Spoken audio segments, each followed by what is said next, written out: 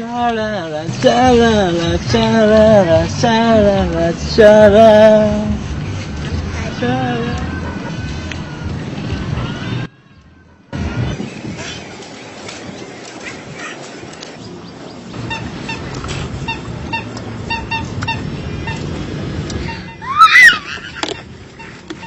ขาเล่นยังวะ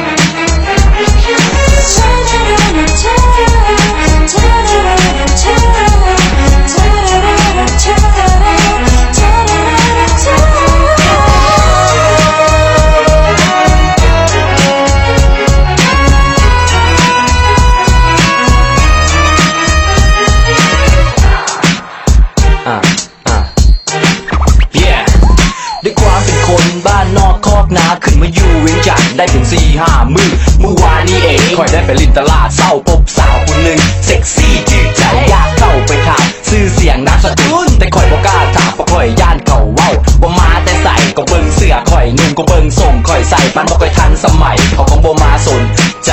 เฮาดอก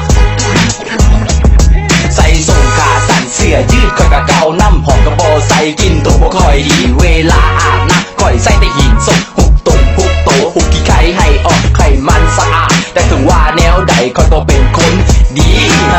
สุดท้ายก็ตัดสินใจย่างเข้าไปหาแต่บังเอิญด้วยผู้ชายคนหนึ่งมาตัดหน้าผู้ชายคนนั้นมันเป็นให้คอยกังวลบอกกล้าเข้าไปเพราะเขานั้นแต่งตัวดีเบิ่งเป็นคนมิตรฐานะเบิ่งแล้วก็ผสมกันแท้บ่คือคอยกับเราต่างกันปานฟ้ากับดิน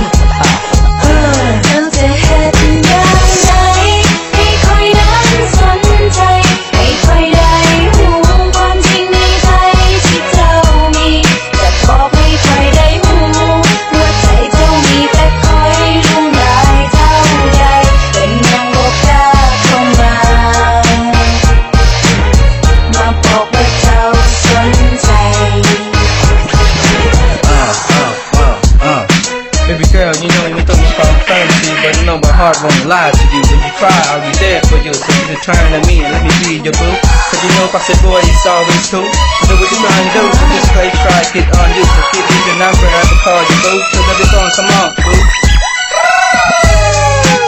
แม่เสียวคนเลยนะเฮ้ยโบกล้านะเอาเลยนะเขาโบกล้าเขาสู่เขาเฮ้ยนะเดี๋ยวนะเสียว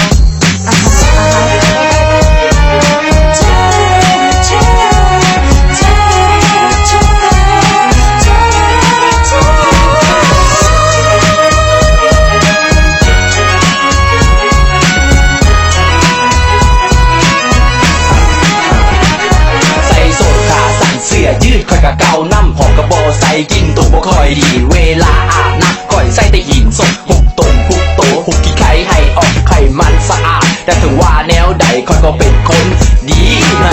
สุดท้ายก็ตัดสินใจย่างเข้าไปหาแต่บังเอิญด้วยผู้ชายคนหนึ่งมาตัดหน้าผู้ชายคนนั้นมันเป็นให้คอยกังวลบอกกล้าเข้าไปเพราะเขานั้นแต่งตัวดีมันเป็นคนมิตรฐานะเบิ่งแล้วเขาผสมกันแท้